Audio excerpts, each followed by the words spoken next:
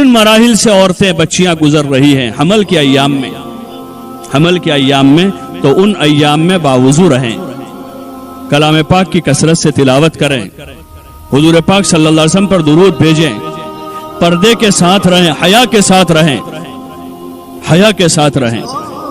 حیا زیور ہے عورت کا۔ عورت جو ہے سونے چاندی کے زیوروں سے نہیں جچتی ہے، اس سے تو آوارہ دکھتی ہے۔ زیور پہن کر باہر نکل رہی ہے تو کیا یہ کوئی کمال کی چیز ہے؟ یہ تو آوارہ عورتوں کا طریقہ ہے، یہ تو اللہ کی نافرمان بندیوں کا طریقہ ہے، یہ اللہ کی فرما بردار اور بندیوں کا راستہ نہیں۔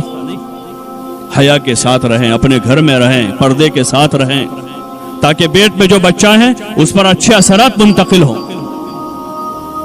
ماں کے اثرات بچوں میں جاتے ہیں، اچھے اثرات ہوں۔ ان ایام میں زیادہ پردہ کریں کہ پیٹ میں حمل ہے، اس بچے پر برے اثرات ہوں گے۔ سنگیت سننے سے بچیں، زیادہ قرآن پڑھیں، قرآن کی تلاوت کثرت سے کریں، درود شریف پڑھیں، اللہ کا ذکر کریں، گھر کے ماحول میں رہیں۔ اور مجبوری کے درجے میں کسی مرد ڈاکٹر کے پاس جانے کی عورت کو اتنی گنجائش ہے جتنی ضرورت ہوتی ہے، چاہے سر میں درد ہو کہ پیٹ میں درد ہو۔ مرد ڈاکٹر کے پاس عورت کو جانے کی شریعت نے اتنی اجازت دی ہے کہ بہت مجبوری ہے، کوئی عورت ڈاکٹر نہیں ہے، کوئی لیڈی ڈاکٹر نہیں ہے تو مرد کے پاس وہ جا سکتی ہے اور بقدر ضرورت اس سے بات کر سکتی ہے۔ بقدر ضرورت اپنا جسم کا کوئی حصہ اگر اس کو دکھانے کی ضرورت ہے تو اس کو وہ دکھا سکتی ہے، باقی بلا ضرورت بلا وجہ مرد اور پھر غیر مسلموں کے پاس ان ایام میں، ہماری اتنی سالہ تاریخ میں ہماری قوم کی عورتیں ڈاکٹروں کے پاس نہیں جاتی تھی۔ اکثر محلوں میں دایا تھی، انہی کے ذریعے سے ولادت ہو جاتی تھی، انہی کے ذریعے سے ہوتی تھی۔ مجھے خوب یاد ہے ہماری دادی یہ اس کا کام کرتی تھی تو سارے جہاں جاتی تھی وہاں اکثر ولادت ہو ہی جاتی تھی، اکثر ہو جاتی تھی۔ اور ابھی تک اللہ کا فضل ہے کہ ہمارے یہاں گھر میں ہم 10 بھائی بہن ہیں، ہم بھائی بہنوں کے جتنے بچے ہیں تقریباً سارے کو سب کی ولادت گھر میں ہوئی، ابھی تک بھی۔ وہ تو ایک ذہنی مرض ہے، ایک ذہنی بیماری ہے، یہ اللہ پاک نے سارا ایک نظام بنایا ہے۔ اتنے سارے جانور جنگل میں ہیں جو صدیوں سے نظام چلا رہا ہے۔ بعض لوگ الٹا فلسفہ سمجھاتے ہیں، اصل میں آج کل یہ ہو گیا ہے، وہ ہو گیا ہے، خوراک اچھی نہیں رہی ہے، یہ نہیں ہوا، وہ نہیں ہوا، اس لیے ضرورت پڑتی ہے، یہ ہوتا ہے۔ یہ سارا عقلی فلسفہ ہے، باقی اس کی کوئی حقیقت نہیں ہے۔ آج بھی جنگلوں میں رہنے والے جتنے دیہاتی لوگ ہیں ان کے 95% ولادتیں وہیں ہو جاتی ہیں، ان کے گھروں میں ہو جاتی ہیں۔ ہاں، ایک کریز بنا ہے بس، اور دیکھا دیکھی ہے کہ اگر نہیں لے جائیں گے تو وہ لڑکی والوں کے ذمہ پہلی ڈیلیوری ہوتی ہے، وہ کہ نہیں لے جائیں گے تو وہ لوگ کہیں گے کہ دواخانے نہیں لے گئے اور کچھ ہو گیا۔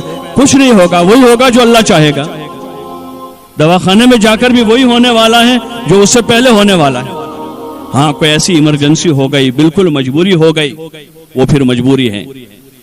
باقی خامخواہ کا یہ رواج نہ بناویں، بلکہ اپنے گھر میں ایسی جو ماہر عورتیں ہیں ان عورتوں سے صلاح مشورہ کر لیں، ان سے صلاح مشورہ کریں۔ اللہ نے نظام بنایا ہے جو اللہ اپنی قدرت سے ایک ناپاک نطفے کو ماں کے رحم میں ٹھہرا کر ایک بچے کو وجود دے کر 4 مہینے کے بعد اس بچے میں جان پڑ جاتی ہے۔ 4 مہینے کے بعد دوسرے 5 مہینے اس بچے کو نہ ماں کا کوئی دخل ہے، نہ باپ کا کوئی دخل ہے، نہ ڈاکٹر کا کوئی دخل ہے، نہ دادی کا کوئی دخل ہے، نہ نانی کا کوئی دخل ہے۔ اللہ اپنی قدرت کاملہ سے اس بچے کی اندر دوسرے 5 مہینے پرورش کرتا ہے، وہی اللہ اس بچے کو دنیا میں آنے کا انتظام کرے گا۔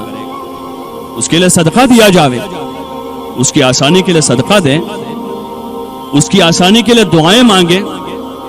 یہ کام تو اللہ کا ہے، اللہ کو اسے دنیا میں لانا ہے، یہ اللہ کا کام ہے، اللہ نے اپنے ذمے لیا ہے۔ اس کو پیدا کرنا اللہ کے ذمے ہے، لیکن چونکہ پہلے مہینے سے ہی وہاں کے چکر شروع ہو جاتے ہیں اور وہاں ایک وہ ماحول ہے جس ماحول میں ایسا ذہن تیار کیا جاتا ہے کہ ذہنی اعتبار سے ایک بچی کو اپنے آپ ڈیلیوری کرنے سے اس کو روک دیا جاتا ہے، اس کا ذہن ایسا بنا دیا جاتا ہے۔ اور یہ میں نہیں کہہ رہا ہوں بلکہ ہمارے مسلمان بعض دیندار ڈاکٹر جو ہائی کوالیفائیڈ ہے، بہت زیادہ پڑھے لکھے، وہ یہ کہہ رہے ہیں، جو اس لائن کے ماہرین ہیں، یہیں سے ابتدا ہوتی ہے۔ ہاں زیادہ ڈاکٹروں کے پاس جانے سے بچاوے اپنے آپ کو، گھر میں علاج کریں۔ علاج جو ہے علاج سنت ہے، علاج سنت ہے، سنت کے درجے کا علاج کر لے، باقی دعا مانگے صدقہ دے۔ اسی کے پیچھے پڑ گئے کہ ہر مہینہ ہوا پھر سونوگرافی کراویں، پھر مہینہ ہوا پھر سونوگرافی ہو رہی ہے۔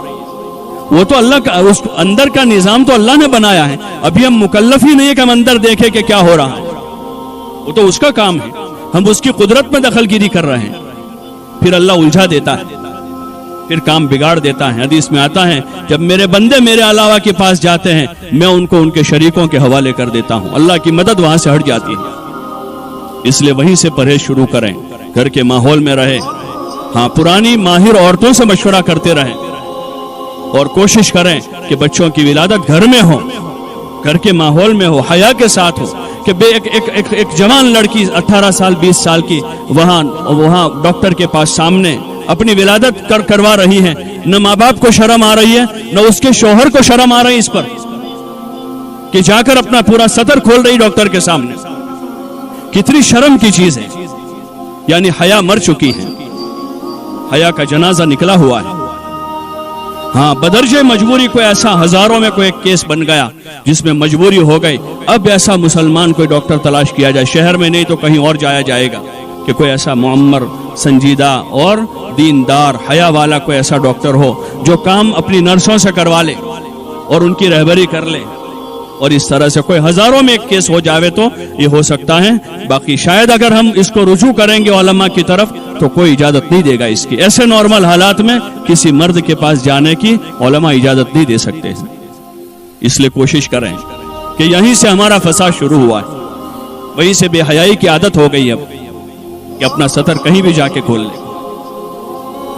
ہاں کوشش کریں، اس کی کوشش کریں۔ اور جو پرانی عورتیں اس مجمع میں بہت سی ہوگی وہ کہ جو اس لائن کا تھوڑا بہت کام جانتی ہیں، وہ دوسری عورتوں کو تیار کریں اور زچاؤں کو ہمت دلاویں۔ جو حمل والی بچیاں ہیں ان کو ہمت دلاویں تاکہ وہ یہ رخ نہ اختیار کریں، اپنے گھر میں رہے، ان ایام میں اعمال کی پابندی کریں، ولادت ہو بچوں کا اچھا نام رکھیں، یہ تعلیم ہے۔